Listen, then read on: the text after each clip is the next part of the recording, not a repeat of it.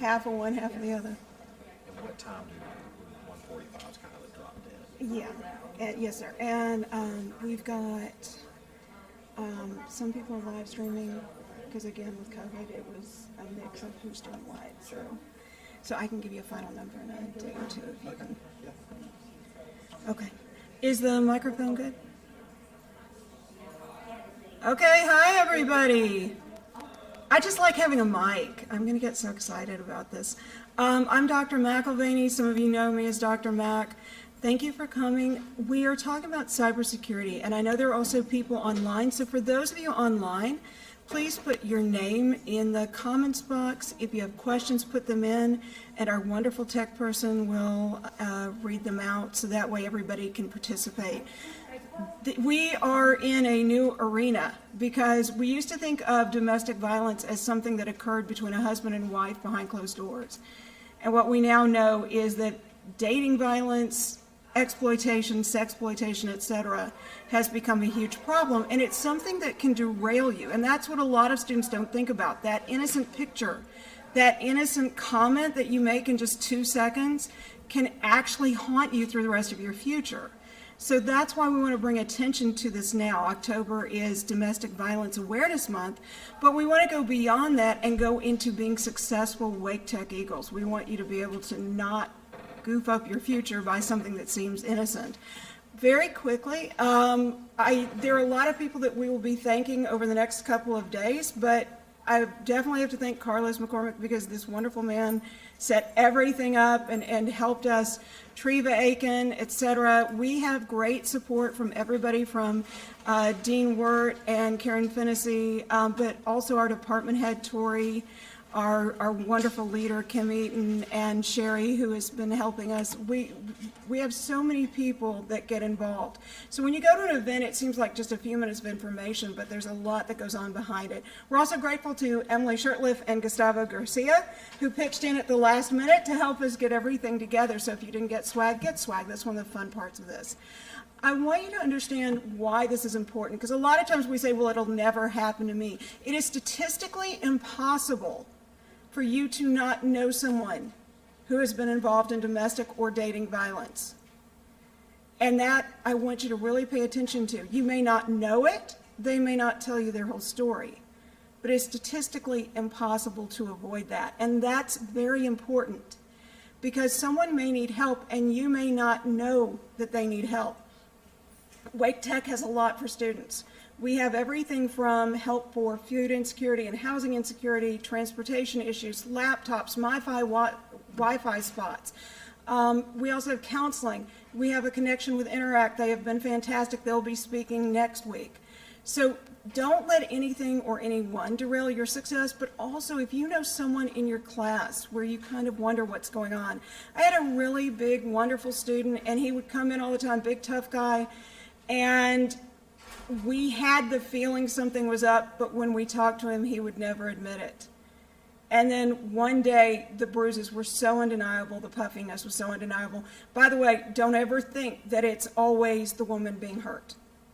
In this case, it was the woman who was the aggressor. He was huge, she was tiny, but we finally were able to get him some help.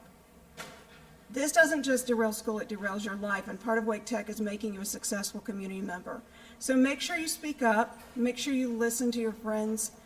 You don't have to necessarily believe every single aspect, but believe that they need help. Get them to the help so you can keep going.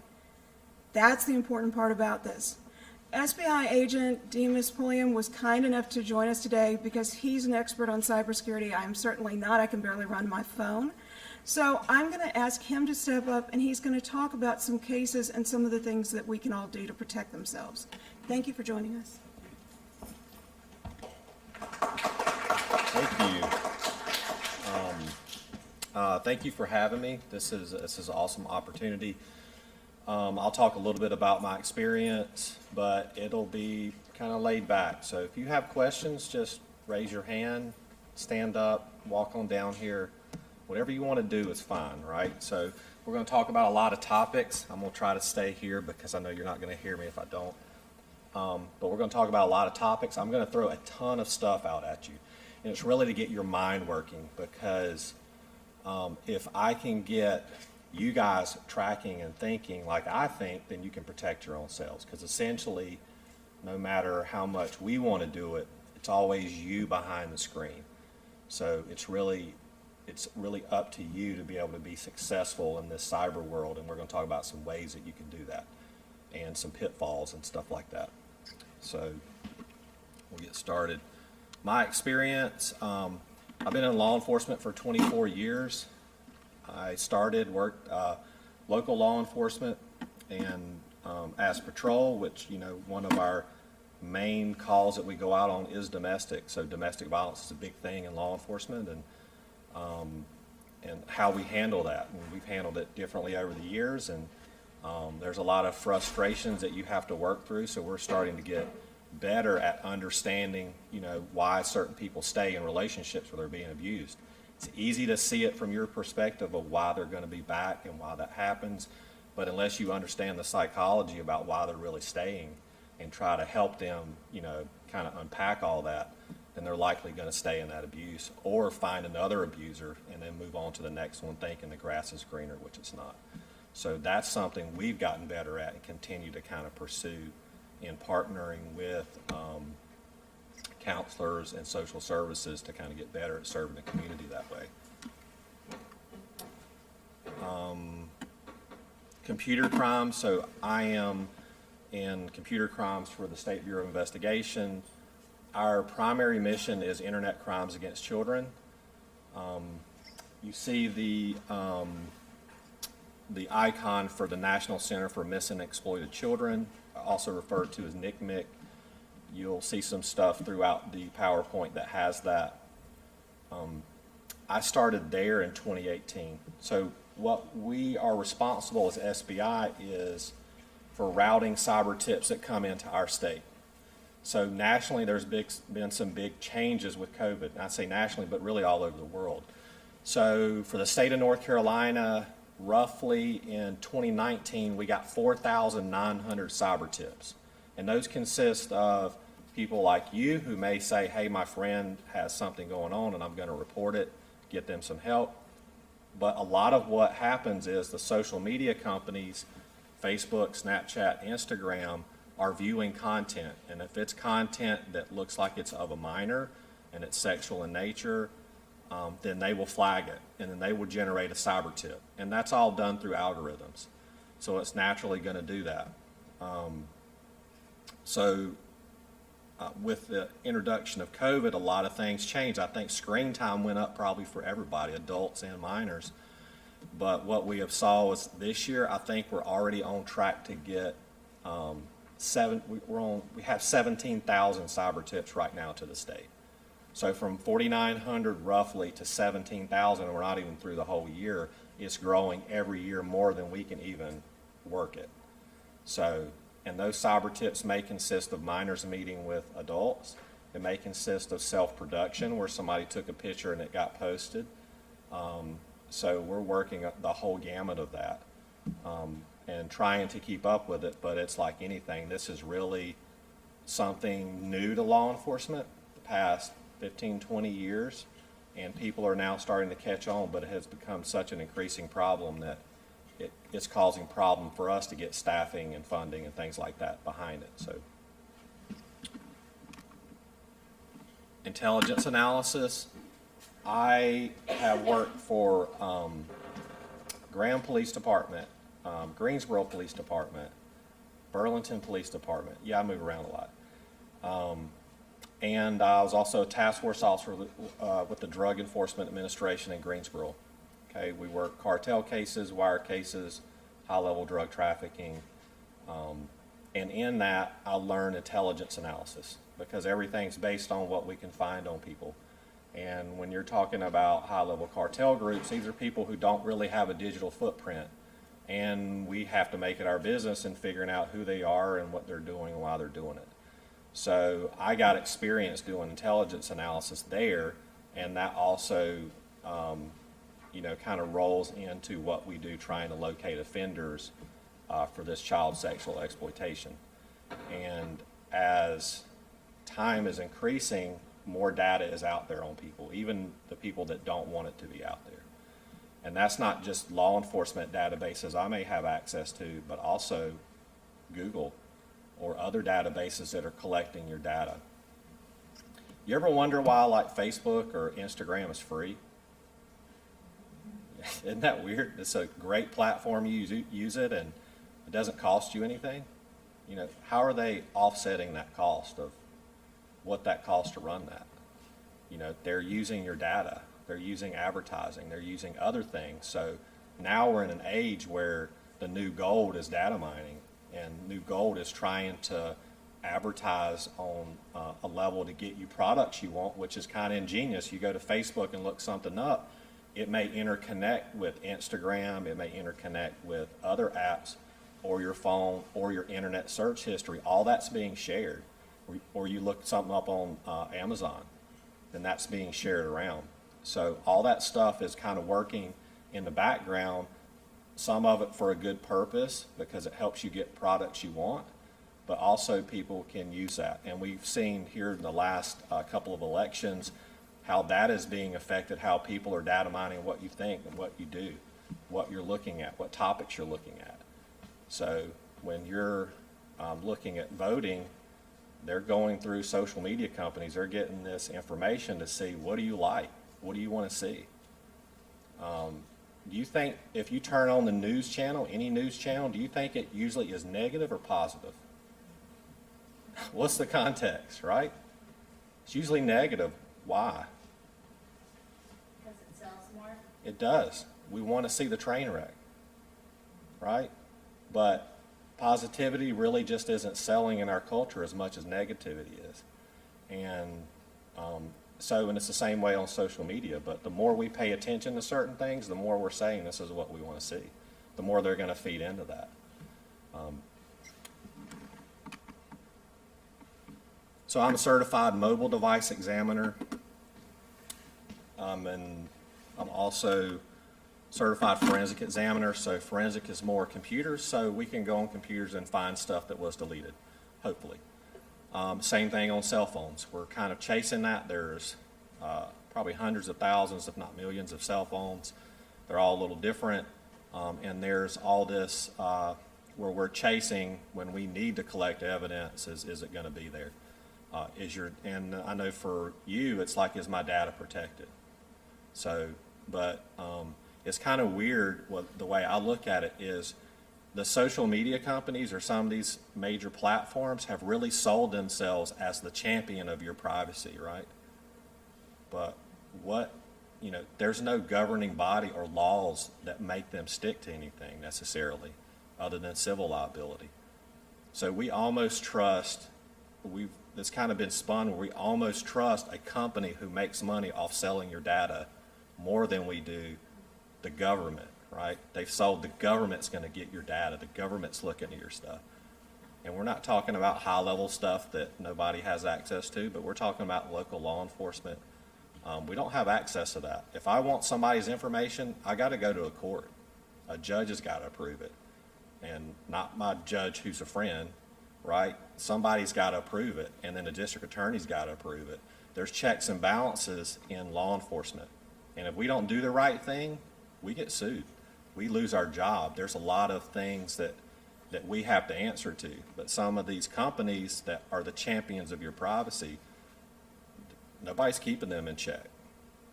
So think about what you're sharing with them.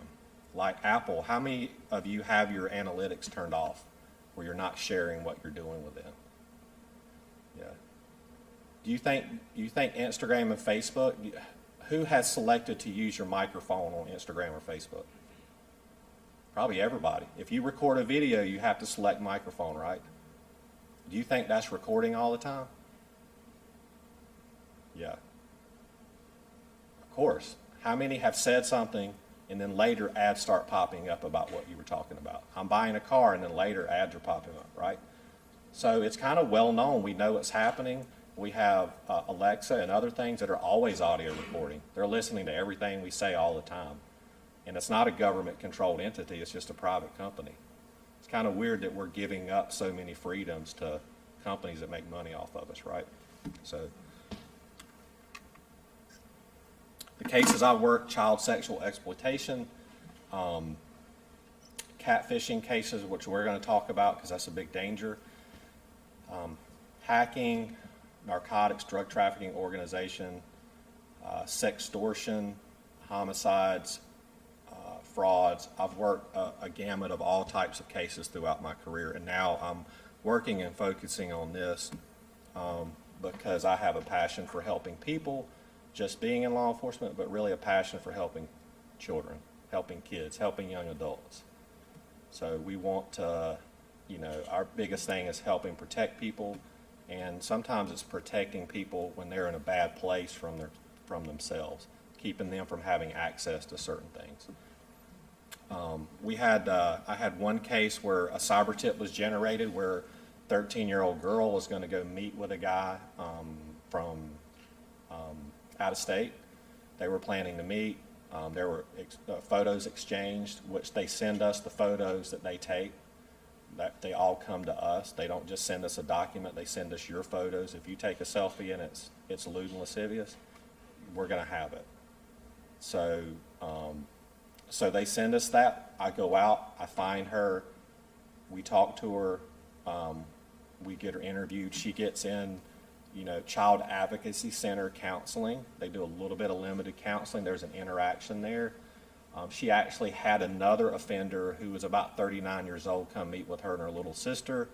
They went to a park where he sexually abused her there. They didn't talk much. I did all this work to locate him and finally found him on the coast, charged him, put him in jail. What happens a year later? Huh? That's usually the story, right? Sometimes they get out, right? But no, we get another cyber tip from the same girl. So we go through all that to try to protect her and to try to get somebody who would prey on children kind of where they don't have the same access when there's an intervention with them. But we still can't prevent her unless we can do a better job at kind of getting them in counseling or more specific counseling. How do we correct this problem that's going to continue?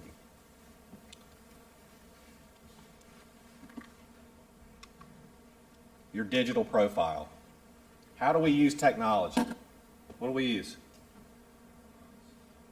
Phones? Everything? Everything. Social media, right? School's all online. A lot of it is. Everything we're doing is online. It has some type of footprint now. Even papers, back in the day, you could just plagiarize your stuff or somebody else's, right? Not now.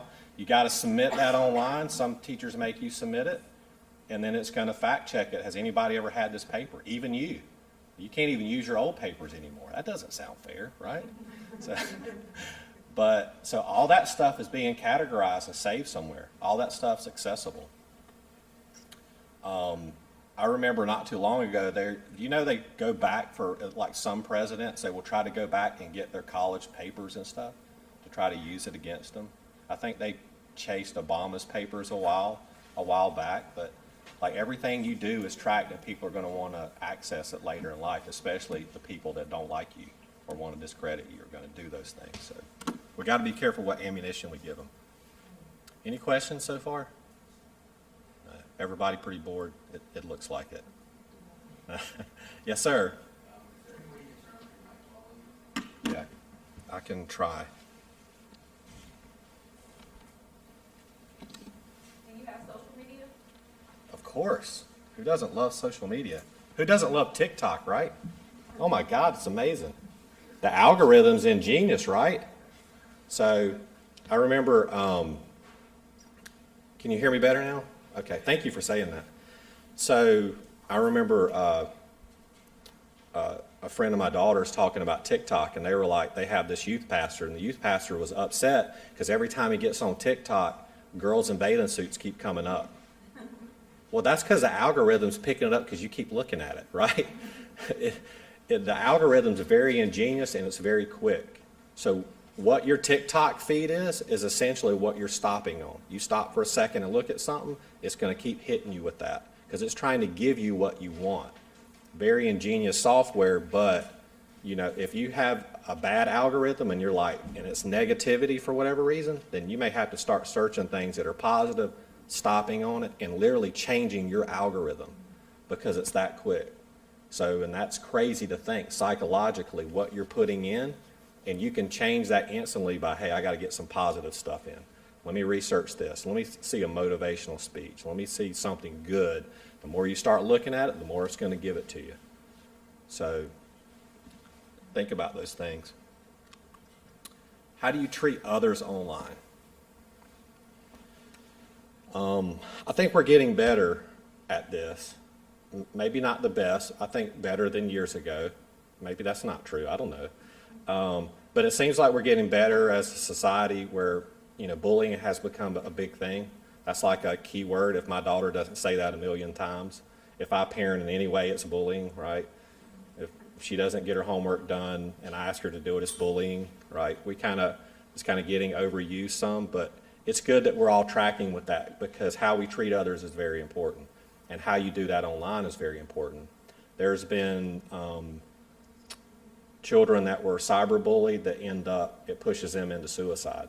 That's not an everyday thing, but that's something that happens, and we don't think about those consequences because really we don't know what the person beside us is struggling with because we hide it too well, right? Domestic violence is one of those things. You have no idea. Especially guys aren't going to tell you a thing. If I investigate a case and a guy's a victim, likelihood is, unless I already know it, he's probably not going to say it. They're going to hold it in. Females are the same way. A lot of people are that way because it's just kind of the things that go along with abuse and the psychology behind it. How do you use a like and share button? Well, we don't even think about that, right? Like we may not post something, but what are we liking? What are we sharing? Because that's being collected somewhere. And it doesn't matter right now necessarily, but let's say you like something and then that later on somebody looks at that like it's racist or sexist. Like how has that changed in the past 20 years? Like comedians that would say stuff that now nobody would say are having to answer for stuff that happened 20 years ago. Society is changing and it's a different standard. So if you're liking and sharing stuff that could be highly inflammatory or could be looked at negatively by other people, you need to think about that. And that's not to say don't express your opinions, but you want to think about it. Is this what I want to stay with? Is this what I want to see in 20 years? Or is this what I want to see in 10 years? Or when I apply for graduate school, or when I apply for this high-level position because I went to school and earned this, do I want to see this come up in an interview? Because they're gonna do backgrounds on social media because they don't want to be associated with something that may make a company look bad. How many CEOs have had to step down for saying something stupid? A lot. Can you imagine that? You're a CEO and you're running the company and then you lose your job because you said one thing dumb online? That happens all the time. So, but we don't think about it because you guys are in school, you're all preparing to be successful. But you have to think that you're going to be successful, and then your behavior has to go in line with that. So don't live your life and do whatever you do thinking that, well, I might not make it. You have to live right now like you're going to make it. Like I'm going to be a CEO of a company, and what I do right now matters because that can happen. Your digital footprint. Online postings, social media, texting, messenger. Does anybody even text anymore, like regular text? Okay, I don't feel so bad.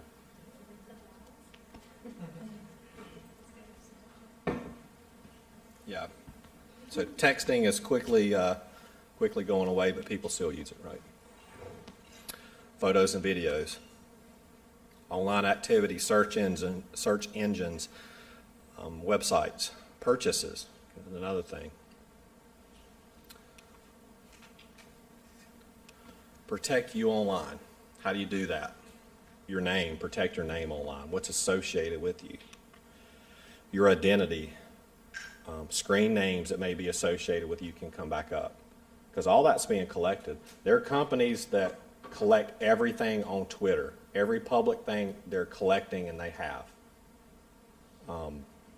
Everything you do that's social, that's public, You know, if it's private between friends and they're not friends, they probably don't have access to it.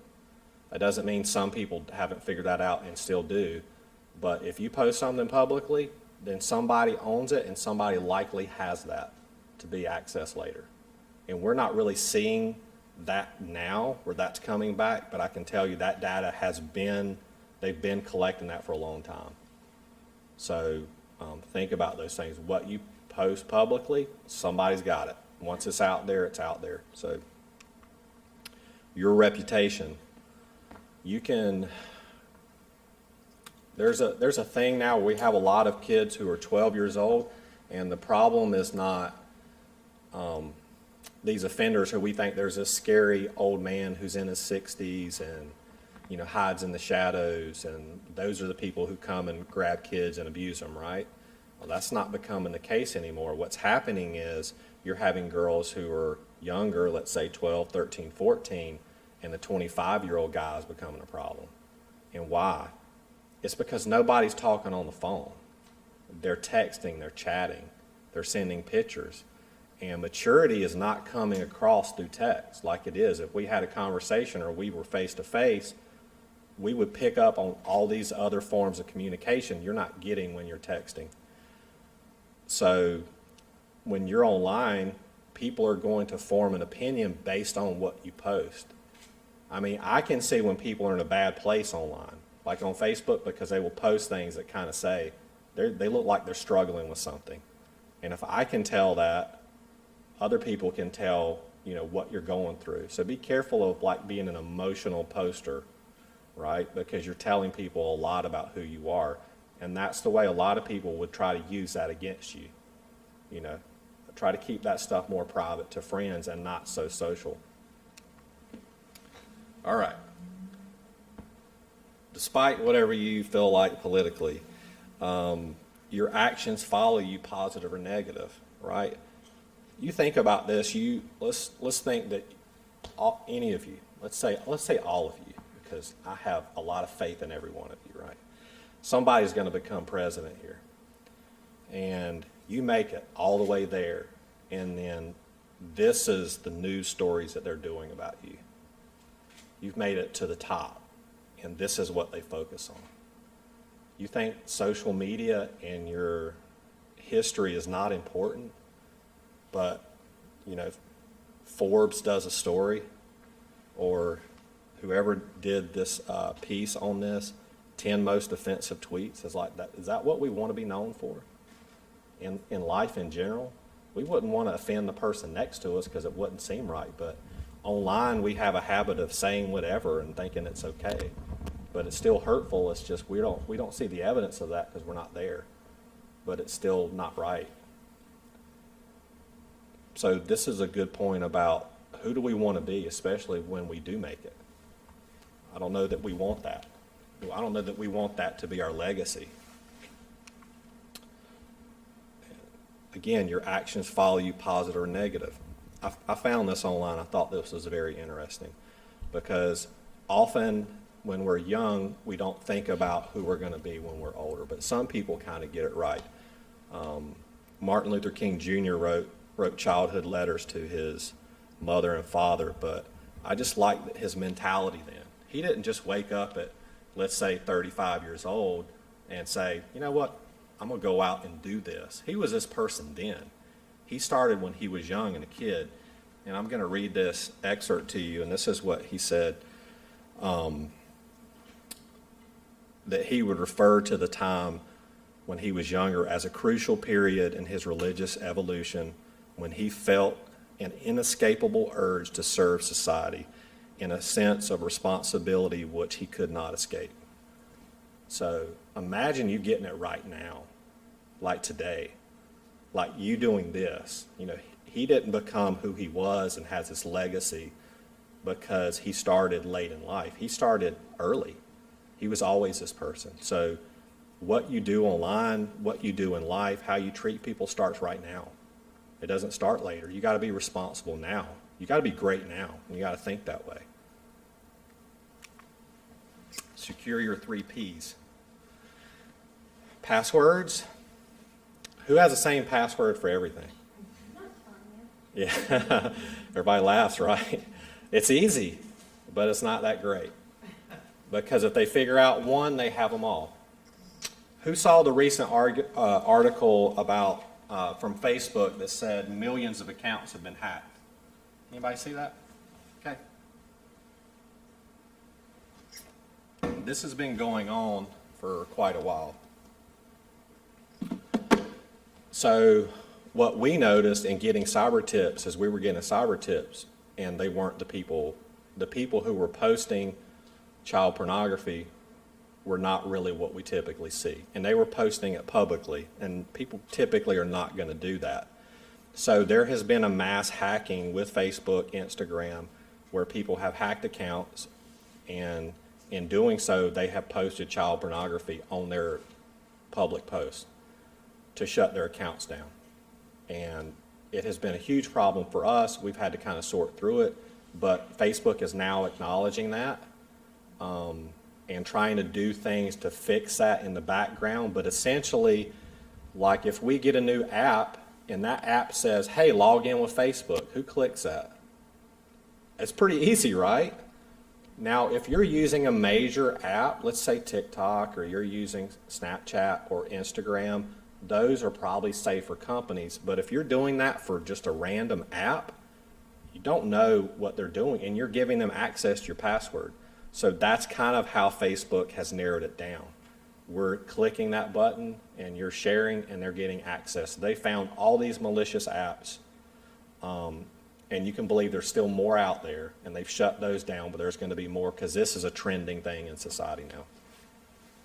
So secure your passwords. Use a different password. Don't use information that I could find online about you. Don't use your last name. Don't use your date of birth. Don't use your social security number. Don't use your mom's name, the street you grew up on. Anything somebody could socially engineer you and find out, don't do that, because that can be easily guessed. So find passwords that are strong. Use those. Use lowercase and uppercase. Use special characters, and use at least eight characters in a password, because it makes it difficult to break. But typically, they don't have this high-speed software where they're sitting behind a computer and they get in your account and all of a sudden, man, I just popped their password. Not going to happen. What they're doing is socially engineering you and then getting that some other way. Either you're telling it to them, or either they're sending you something and a link that you click on that makes you go and enter your information. So you essentially give it to them. And that's the way things are being done. There's not a lot of high-speed guys and girls out there that are just hacking accounts and passwords. We're essentially giving it to them. So personal information and identity theft, privacy, know who you're sharing with. Okay, so whose information is on the internet? What can we find out? Yeah. Glad you asked. It's an important question. So this is my information. I did a simple Google search of some information, some basic information on Google. It comes up, Fast People Search comes up, defaults, gives my old home address. I'm sure my new home address is on there. Gives my old home address. I plug that address in, that's my old house. It's that quick, it's that easy for people to find out where you live. And if you haven't changed addresses in a long time, then they can easily find that out. Again, I do another Google search. Find my picture, right? That's online.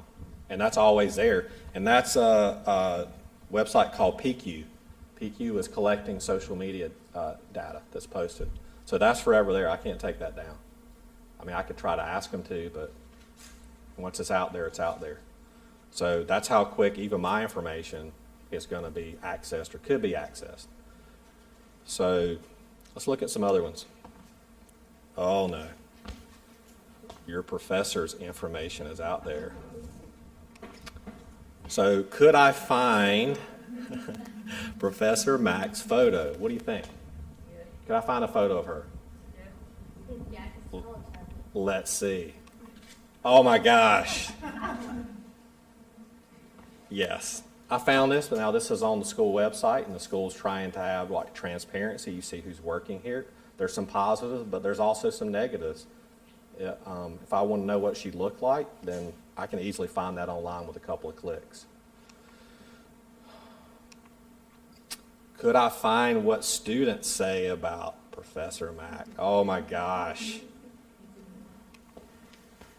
Yes. Anybody ever seen this website? RateMyProfessors.com? That doesn't sound me. Now, after this, I'm going to expect everybody to go there, and 4.8 is not going to cut it. We're going to have to move her 4.9 right at 5, right? So, but you see, people are feeding in, and this is just a website on the internet collecting data, puts it out there, and students are inputting. So it's good. You can find some things out, but that information's there. And this is what one student said. I have a feeling this student sat in the front of the class, always got hundreds. You know who I'm talking about, right? So, but this was something positive they had to say, which is great. Did you even know this was out there? I didn't see this one. I see the negative one. I know that's around. But that's a great point. Somebody wrote something negative. How often do we're angry in the moment, and then we get online and we vent, and then it's out there, and then we're like, well, maybe that wasn't exactly fair, right? So we have to think about that, especially if we're going to post for somebody who's a professional. This is her career and her job. It's important. So, and we often don't think about people's motivations behind what they do. Professors do it because they get paid great, right? That's what everybody thinks. But really, I would say if you got down to the core, she probably does this because she loves serving people, and she probably loves people in general, right? She told me to say that, but no, but it's true. It's like what I do for a living. It's because I love people and I want to serve people, and this is an outlet for me to be able to do it. So you have to think about those things. What's somebody's motivation? All right. Does she like dogs? I don't know. I'm going to say so. Is that your dog? That's one of them. So why is all that important? Why is it important to kind of protect what's out there? Because if somebody wants to scam you or socially engineer you, they're going to Google you, they're going to do this research, and they're going to have all these things that allow you to open conversations and build rapport. Those are all ways I could build rapport. Hey, I like this dog. Hey, I like this. Hey, I'm a professor here at this school. Hey, I have students say things about me that are negative sometimes. It's ways you can communicate and build rapport, and there's people out there that are going to use that against you. Your information's out there. So, research yourself and see who can find their home address. And you can't type in your home address, but look on your phone, you have it, and research yourself. See if you can find your home address, and then see if you can find a picture of your house. And let's see who the first one is to do that. If you don't own your house, it's in your parents' name. Yeah. There's your trick.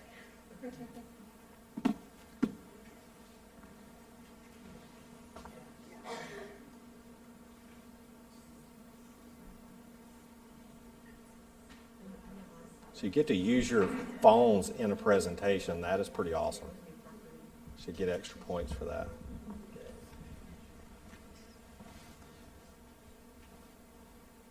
Yeah, we blurred our house out because we were horrified to see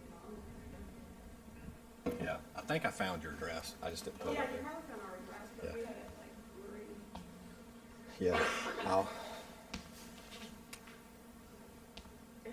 I didn't want to put it in the thing, but Yeah, please don't look on my house.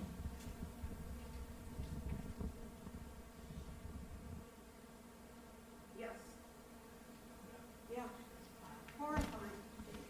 so what I didn't put up there was I found her home address like that. So not only did I find her, I know where she lives at. That quick. And other people, did you find it? Yeah. Okay, show me the, It's just everything. Don't show it. Keep your information private. It shows her name, her birth name, everywhere she's lived. what's the website? Whitepages.com. Okay, people search, there's all kinds of data out there for this stuff. Let me walk back in here.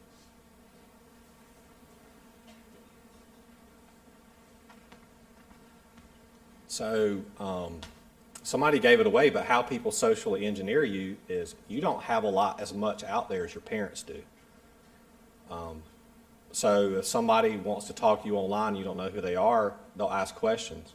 What's your dad's name? What's your mom's name? They'll slip that in, or you may slip up and say that. I'm upset with my mom, whoever, or I'm upset with this. And then they're able to find out where you live at very quickly.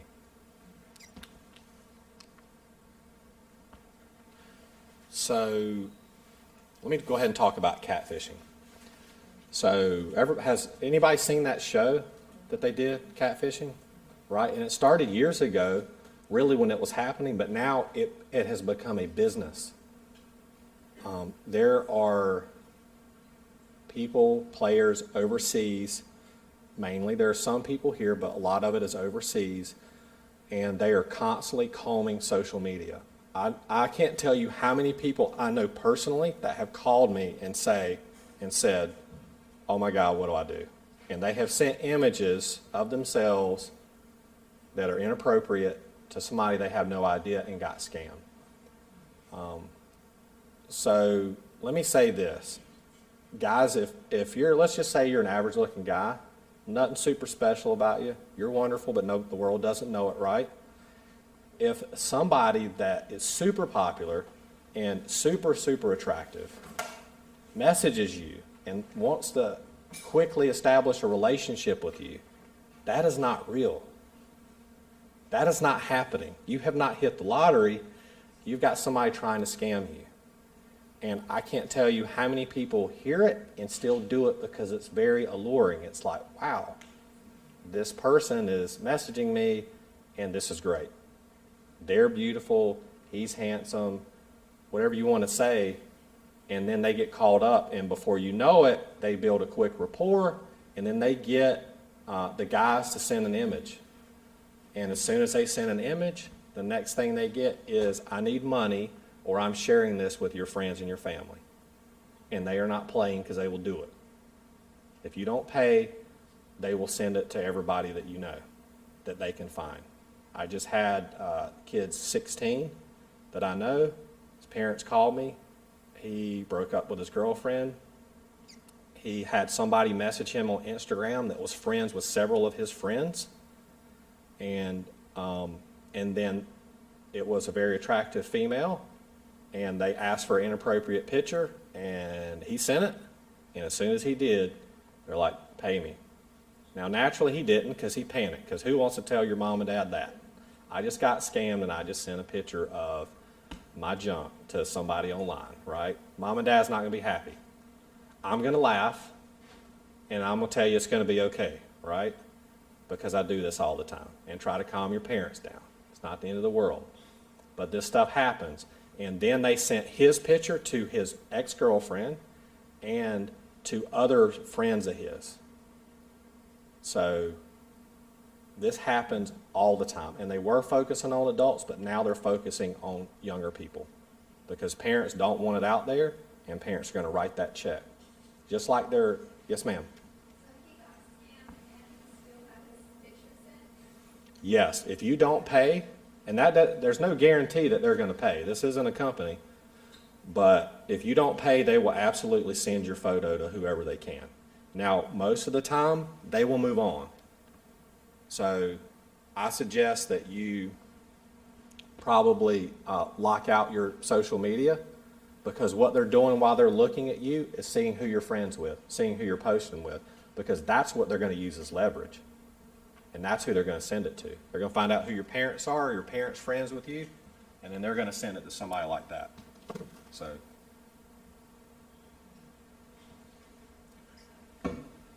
I will say what's on the rise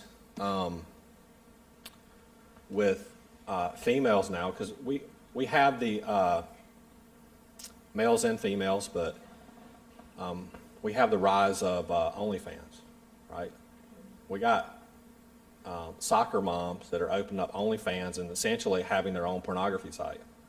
It's becoming kind of just something we joke about and not a big deal, but it is a big deal. And socially, it's starting to erode what our standards are and what we think is appropriate and not. And if all these moms and stuff are doing this, or all these moms have these social media pages and they're over-sexualizing themselves to get more likes, how are you going to tell the kids not to do it? Because where the moms can make some money, the kids can make a lot more. And I have went out on several minors that are making a ton of money selling images, where they almost have businesses. We had one girl who had 1 million TikTok followers. Okay, that's not easy, right? And if you're a parent and your daughter has 1 million TikTok followers and she's not especially talented in anything and she's sexualizing herself, those followers are not people that just like her because they like her. It's likely because she's being over-sexualized. And probably most of her followers are men. And in this case, she had 400,000 Instagram followers and was moving people off of that platform to other platforms. She worked off of Snapchat and had made, I think, over $10,000. She had Cash App, Venmo, because we don't need somebody to give us cash anymore or write a check. They can just send you money. So that's what's happening, and that's a big thing. It's self-exploitation. So I would almost rather see a minor go to a strip club and dance for 30 guys versus to go online and put their body out there for 1 million people. But we would never think about that. We would think it's a problem for a 16-year-old to go to a strip club and dance. We'd have a problem with that. But we don't have a problem with 16-year-olds essentially doing the same thing on social media or making themselves very provocative to get likes. So we have to start thinking differently and doing differently. So, let me think. Any questions about that? Yes, ma'am. What about stalkers? Because if they've got your ID, they can figure out where you are. You can.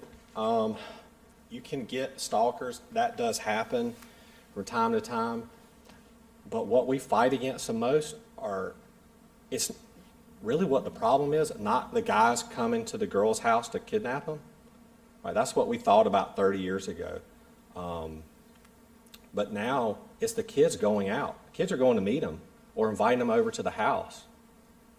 And we're seeing young minors engaging with multiple adults. And this is guys and girls. So it's becoming a huge problem online. You know, kids have a need for validation. There are certain kids that struggle with it, and they get online, and there are people that will validate them all day long. So they will tell them whatever they want to hear. And what's that another term for? What's a key term we hear for people who are trying to abuse children? What do they do? Yes, ma'am. What's that? It is predatory behavior, but it's called grooming. Right? And we kind of do, there's some positive things. If we go on a first date with somebody, we're on our best behavior, we're telling them what they want to hear, right? We're trying to make everything right. Well, offenders are doing the same thing. They're trying to tell people what they want to hear, guys or girls.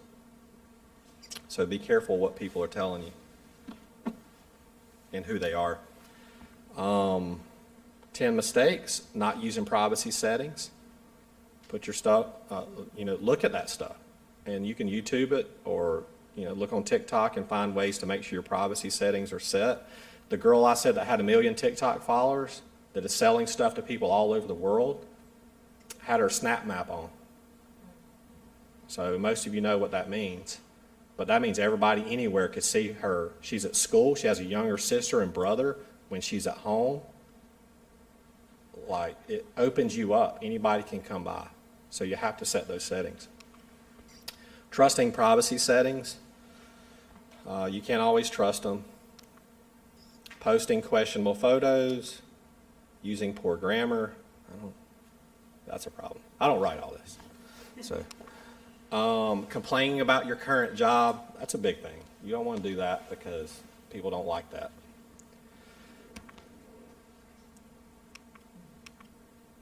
Retweeting or posting inappropriate materials, complaining about professors or peers. See, you think I threw that in just because? No, I didn't. That's in there for everybody. Sharing confidential information, discussing taboo topics. What are some taboo topics we probably don't want to discuss publicly? Nobody even want to say, right? We all know. Some politics, right? Saying something homophobic, right, or racist. You know, this generation that's coming in, you are all probably much better at that than older generation. Things that were just common speech years and years ago, that's being phased out, which is a good thing. But you got to be careful what you discuss, what's taboo, what's highly inflammatory. Not using social media enough. I don't know why that's in there, but do Google yourself. We just did it. Find out what's out there on you. What can people find? Ensure profile pics are professional. Whatever's public, just make sure it is professional. It's not something that's going to be overly offensive. You know, I think everybody wants you to maintain your independence and what makes you you. But at the same time, you really have to think about what you do publicly versus what you do with your friends.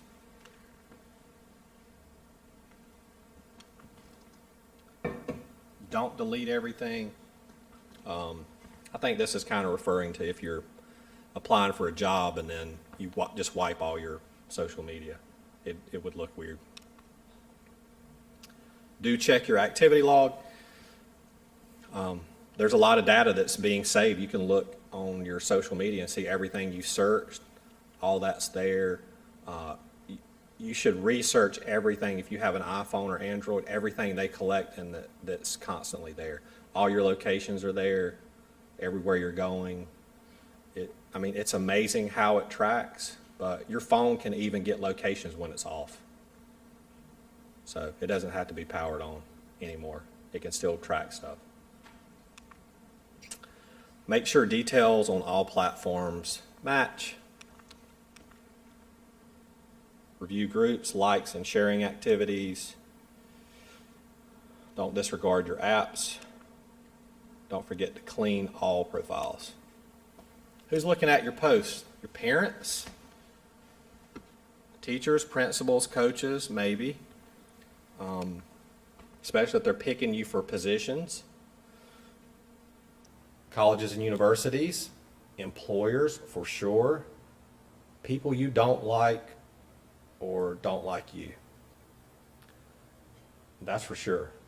Your haters will collect everything and they'll just be waiting for you to step up, and then here we go. About to send this out. Make sure they can't be successful. So don't give them ammunition. Strangers, online predators. Here's online predators. I'm going to try to speed through some of these. They're good at tricking people, ask questions about sex. I don't know that that's just the online predators. That's probably most of the guys in here, right? Yeah. I don't know. Is that not true? Okay. Nobody wants to say. That's okay. Be just between us. Ask you to keep secrets. That's a big question. Don't tell your parents we're talking. Use your pics or videos against you. Revenge porn happens a lot. If you start a relationship, then they can collect that and make you start, or try to make you start sending that. And that's one of those situations where you may be like, I don't want to talk to my parents, or I don't want to call law enforcement, but you may need that in order for us to kind of squash that. So don't be afraid to call or reach out. Sending inappropriate pics or text. Thinking, was this my idea to do it, or was this something I was kind of coerced into doing? Where will this picture or text end up? we had a graduate student contact us recently, and she sent a picture to her boyfriend when she was 17 years old, and he shared that, and that got put on the major porn sites. And as a graduate student in her 20s, she still has random people try to extort her for those pictures.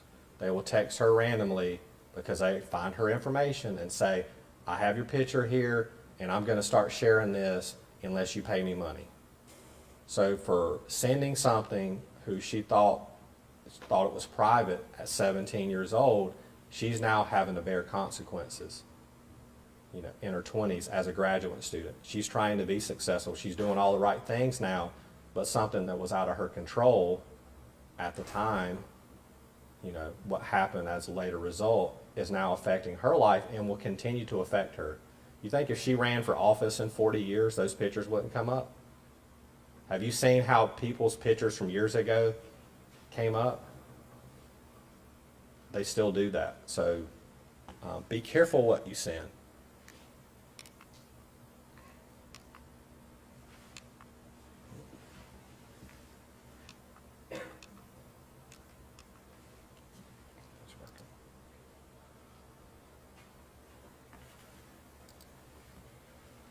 Will it be forwarded? Always think yes. Yes, it will be. Can I get it back? Nope. Decide what you're going to do before you're going to be asked. Because you're in a relationship, you may be asked, but it's just something you don't do because you don't want it following you around. Who are you really talking to? Short video here.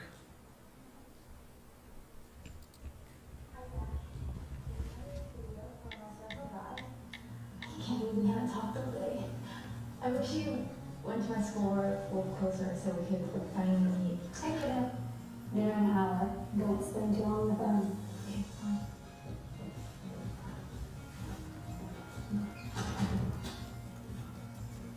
I know you've been waiting for this for a while.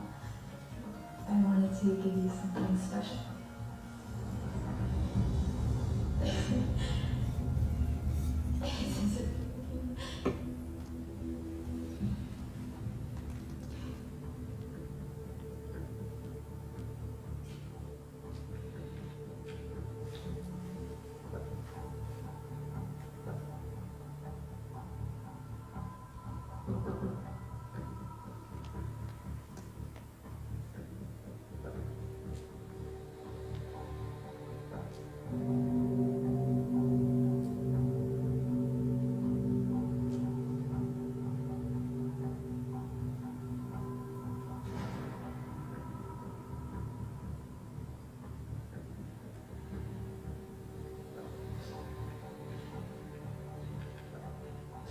Who are you?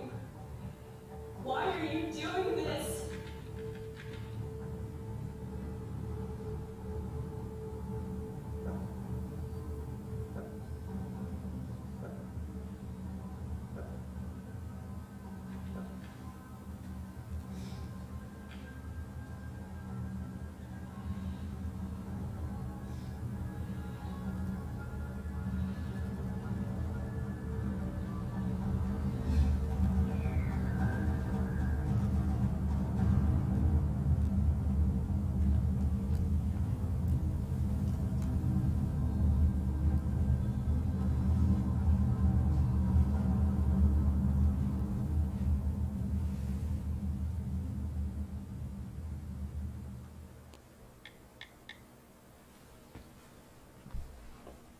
Is that real? Or is that just video? Does that really happen? Does anybody know anybody personally that that's happened to? Right. And I promise you, everyone knows somebody that they just haven't told you or you don't know about. If this happens or somebody starts trying to extort you, you have a whole unit full of people who will go out in the middle of the night just to knock one of these guys in the head. And I mean that metaphorically. Okay? So we love our job. We get motivated about this. We want to protect you. We want to protect people. But there are a lot of bad people out there that are going to try to extort. Now, if you're talking to somebody overseas, it may be something where we can't do anything because there's no agreement with us in that country. There's no way to track that down. So again, that's one where you kind of have to be your advocate. You have to make sure you're not doing things because we may hit a dead end very quickly. So.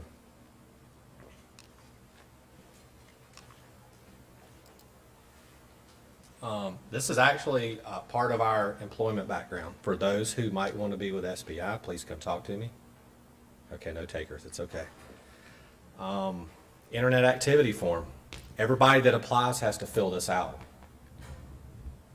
All your information, because we're going to go do a background online to see everything that we can find. List of telephone numbers, all email addresses, even your spam email or even your email you thought you were just going to not use anymore, we're going to ask for that. That's going to be part of the process, and if you don't produce it and it's found, that could exclude you from continuing. All social media sites that you've had at any point, even dating sites. Yikes, right? I don't even know why they have MySpace in there, but it's in there. That came up when I Googled myself Did it really? back in the day. I know. Some people still have those profiles there.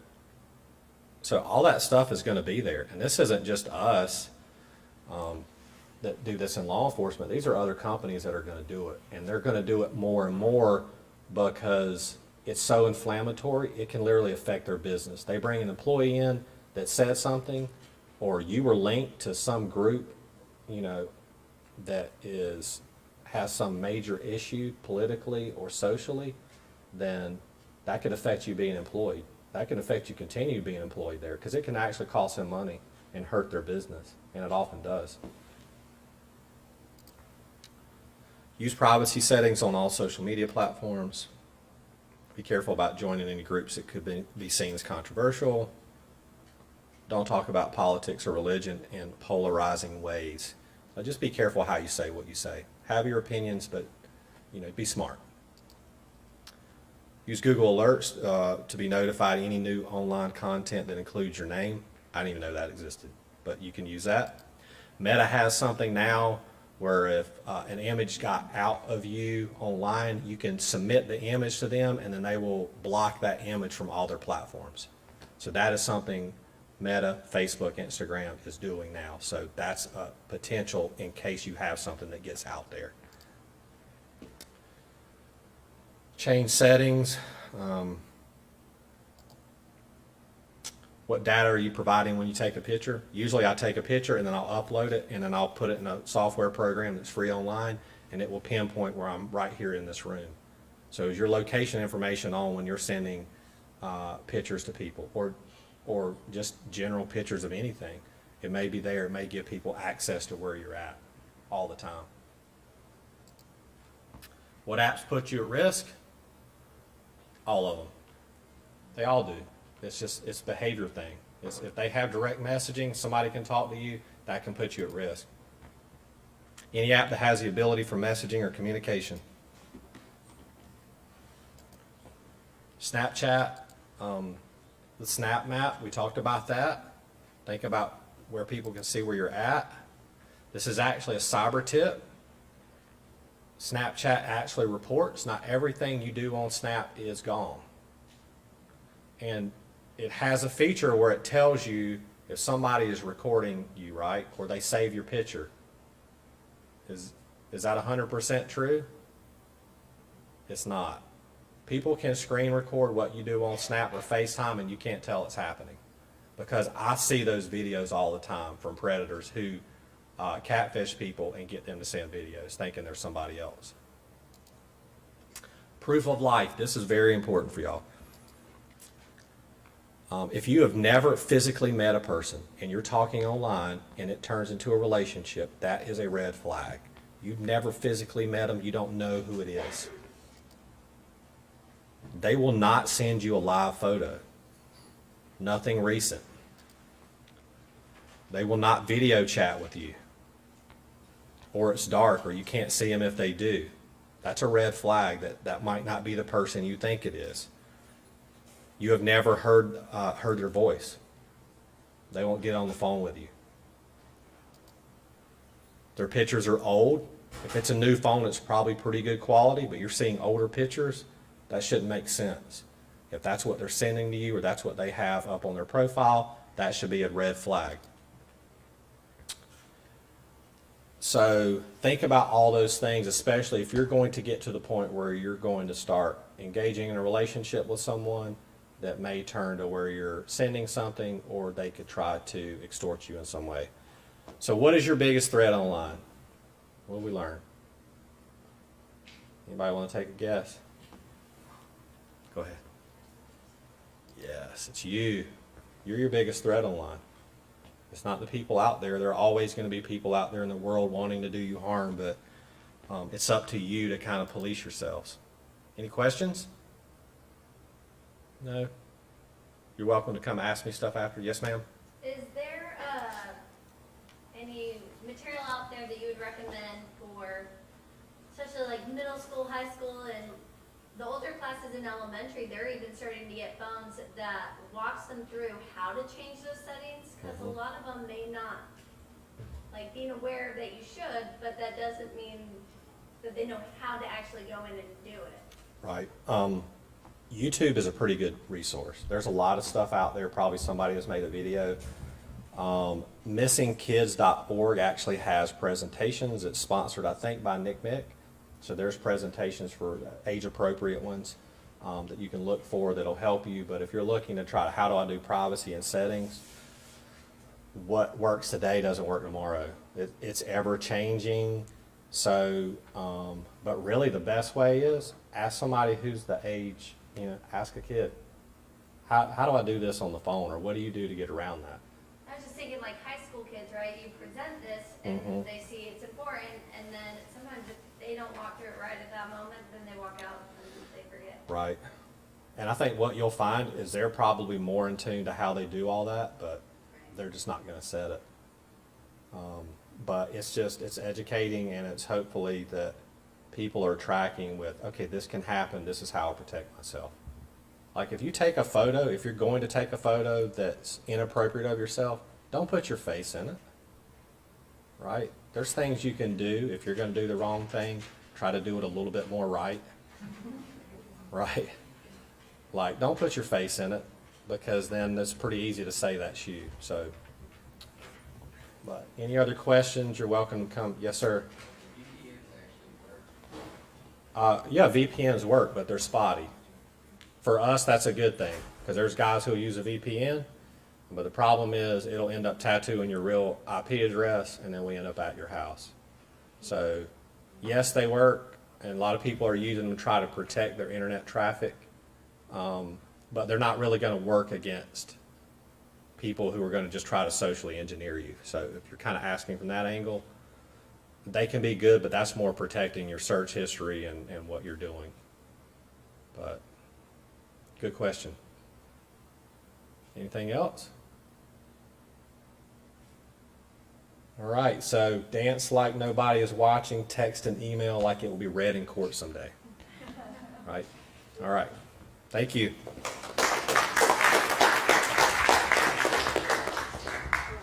And if y'all will just stay tuned for just a second, and I apologize for the voice, but we just want to say one more time that we're so appreciative to have Officer Pulliam here with us. Thank you for serving. Thank you for equipping each of us to better protect ourselves. And there's about a 5-question survey. And one of the questions that I encourage you to think about kind of as you're wrapping up is just who you could share this with today. Share this information with, share this thoughtfulness. It would just be incredibly powerful. So I'm going to put up the QR code if y'all just want to take a picture of it on your way out. We'll also make sure your professors have links, just so that, if you can't fill it out right in this moment, that it'll be there too. Thank you so much. So that should work. We checked on it right before. Thank you all. Thank you so much. Sorry about the voice. I'm just trying to make it I'm kind of horrified because I was sitting here going, I have all the settings on. Now, mind you, I'm not at the age where I'm posting. we're just ready to start talking. But at the same time, my kids are on. I'm sorry. I saw your email. Did you get a good email? Yeah, they're starting, like, most people talk to their kids about. I saw your email like right after my first class. Kids And I was like, taking pictures of themselves. you want one? So it may not be the sex conversation, but I don't think it was my mom. No worries. It was last minute. Yeah, we And it got probably would have been just And I fine. think too, like, I really appreciate all the information because you do about the fact that it's not just one business fee. It's not just a business fee, it's not a parents fee, it's like all of us looking out for each other, educating each other. Kind of like the more avenues we get that. Hello. Thank you. Good luck to you. All right, thank you. I'm gonna need it. You're gonna be fine. Thank you. No, I'm just here. They are live streaming. Yeah, usually I usually have pictures that offenders have used to catfish people, and I'll put those up. I just didn't because we were streaming, but, because they're actually photos of real children, but they're photos offenders were using and were using for years to catfish kids and get videos and stuff like that. Yeah, and I know for a fact that some of my students who were streaming have kids, and so they were having their kids watch it with them. Because they wanted to make sure they saw I'm making it. my kids watch it later, Yeah. Yes. cause Yeah. I'm that mom. And we're so grateful that you're willing to be able to stream online too, because we have lots of online students who I know really appreciate the opportunity to join virtual too. So for all the faces you saw here, there were also. There are probably a lot more many online. faces. That's awesome. Lots of Yeah, I fun. mean, because that's really, the education is what's gonna help. Yeah. I mean, the cyber tips are going up because they're posting more. And you have to think, like, 70% roughly of the users in the United States are phones are Apple, right? But Apple's not scanning their software right now. iCloud is Oh, not being that's what I scanned. went with for my kids because you can lock it down. I felt like better as far as what Yeah. my kids can do on their phone.